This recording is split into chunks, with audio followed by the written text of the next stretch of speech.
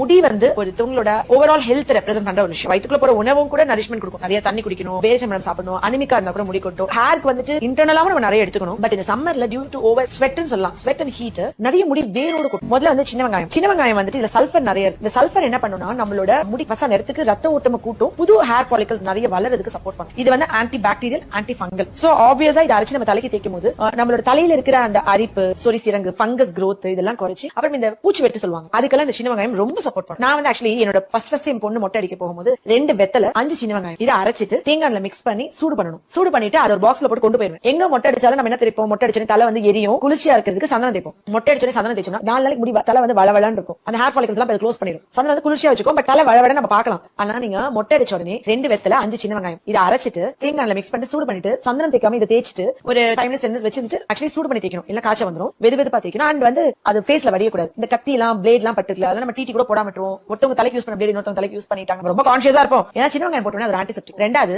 முடி அது மாதிரி அடர்த்தியா வரவே வராது.